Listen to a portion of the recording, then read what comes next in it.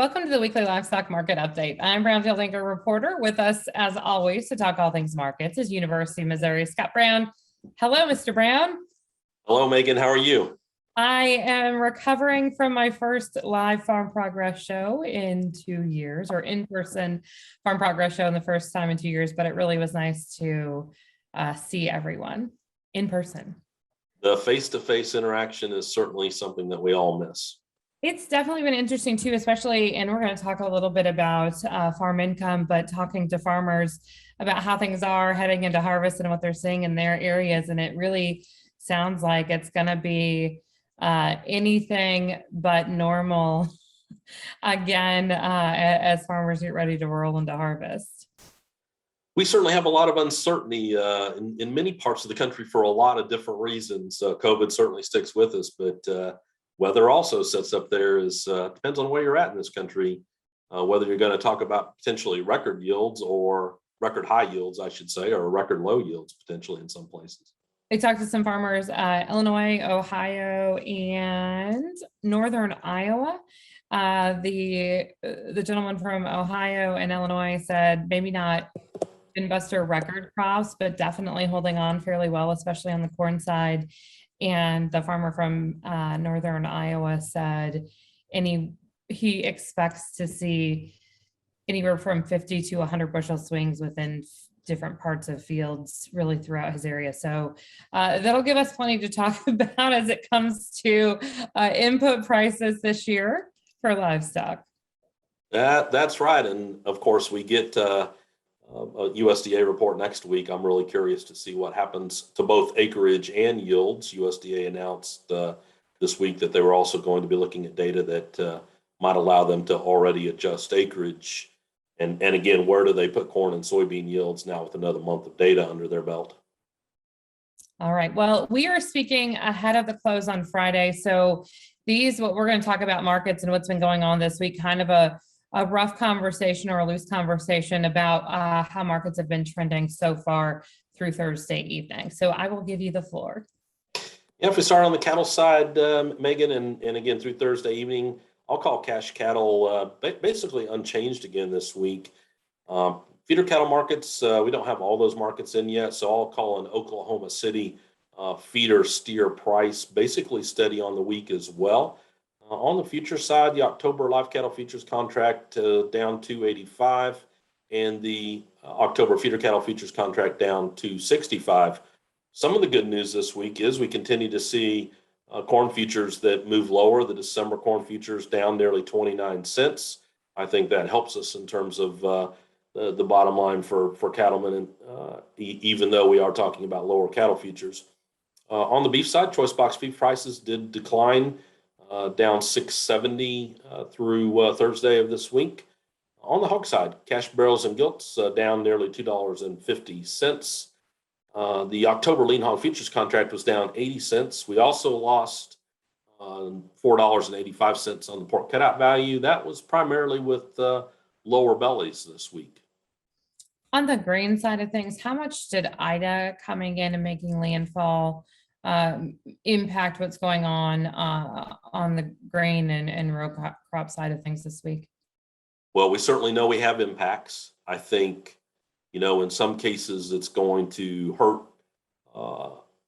yields or hurt the crop that we're trying to harvest in the southeast part of the U.S. So I'm not sure we know those effects completely yet. In some cases, it may just make harvest a lot harder than it otherwise was going to be. But I think nothing positive came out of Ida hitting landfall. Restaurant performance numbers came out this week, Scott, as we take a look at those. Also looking at the comparisons from 2021 to 2020. Yeah. So if we look at what we got for the restaurant performance index for July, the overall index came in at 105.4 for July. That's down 0.2% from June of 2021. But again, we're still comparing that restaurant performance index this year to a very muted 2020 because of COVID-19. So sometimes that's hard to get too much out of. The report also gave us a little better information in terms of 60% of the operators said their July 2021 sales actually exceeded those from July of 2019. So relative to a pre-COVID situation, while again, 27% of those folks would have said sales were down in 2019. But for me, good news that 2021 sales do look good. The expectation side of that index also fell 0.9%. I think more maybe concern about economic conditions moving forward is captured in these July numbers relative to June. The big story this week that we're going to talk about is farm income. There were some revisions made to 2019 and 2020, and pretty interesting if you take a look at those numbers. Yeah, Megan, if we look at 19 and 20, and USDA did make some revisions relative to their February report. Overall farm income in 2019 was revised down about $4.1 billion, while for 2020, a much larger revision down about $26.6 billion in 2020 farm income. When you start looking at some of those individual categories and what was USDA revising, crop cash receipts were revised downward by $11.8 billion. That was part of it, but then also cash expenses were increased by $11.7 billion. So the combination of those two things really led to what were the revisions in 2020 data. And just to make sure that we think about what happened in 2020, in February, USDA said 2020 farm income was going to be $125.3 billion. They're now saying $98.3 billion. So we're kind of stepping off of a different base, if you will, in those revisions to 2019 and 2020. When you think about it in general, I mean, we had talked so much about how things had dropped off, or how 2020 was set up to be a fairly decent year for several aspects of the ag sector, and that did not happen. And those numbers definitely put a spotlight on the impact that COVID had on agriculture as well as other industries. Yeah, absolutely. And those 2020 levels, now $98.3 billion is frankly very comparable to 2019 of $94 billion.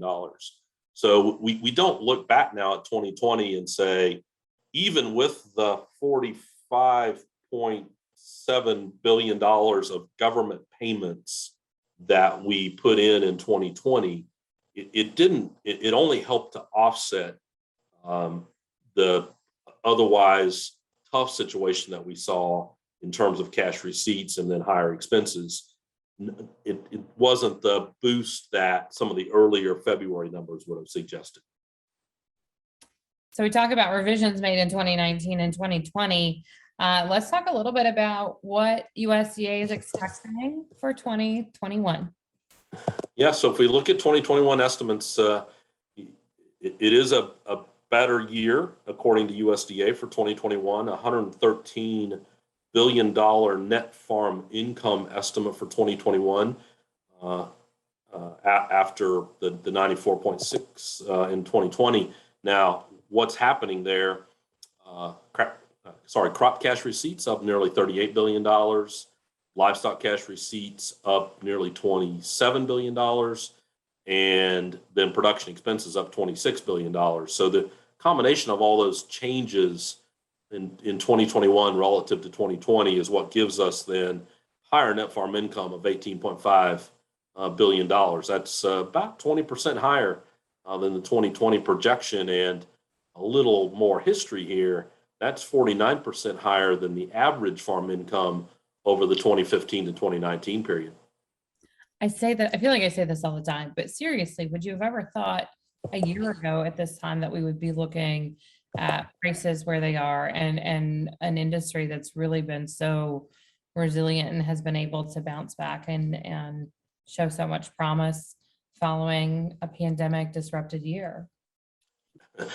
So I look at so many of these different sectors. Yes, weather's made a big difference when you look at crop cash receipts, as we've seen a reduction in many crops.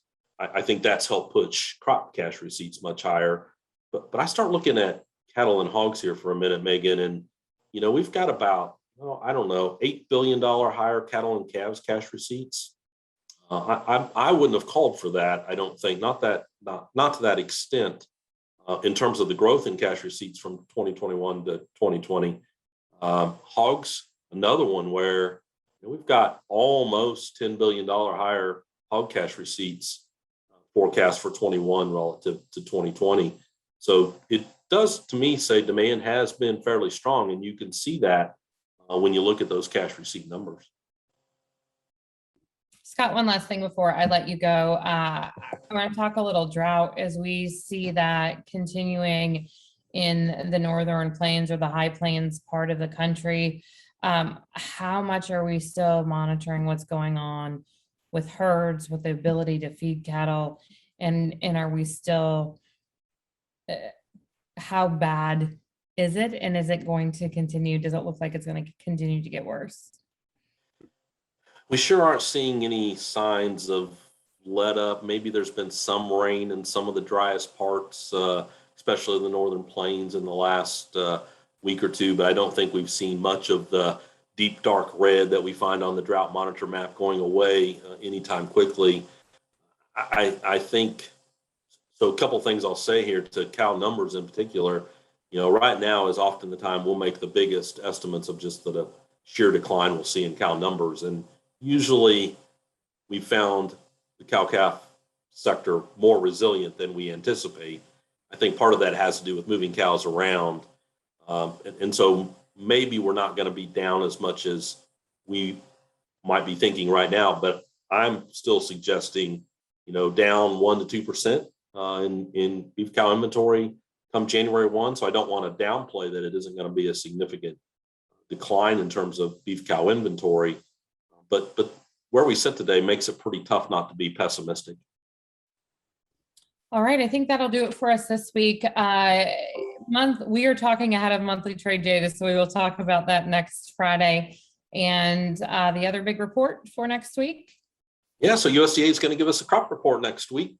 So we'll get to see whether these corn and soybean meal prices continue to move lower. It's been a good, from a livestock feed perspective, it's been a good few weeks in terms of pushing some of those feed costs lower.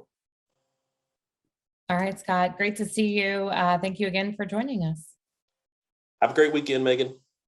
So our weekly livestock market update delivered to your email box every Saturday morning. Go to brownfieldagnews.com. You can also submit questions and comments there. And if you're looking for some great podcast content while you're in the cab of your truck, tractor, or combine, go to brownfieldagnews.com/podcast. Have a great weekend. I'm Megan Grebner for Brownfield.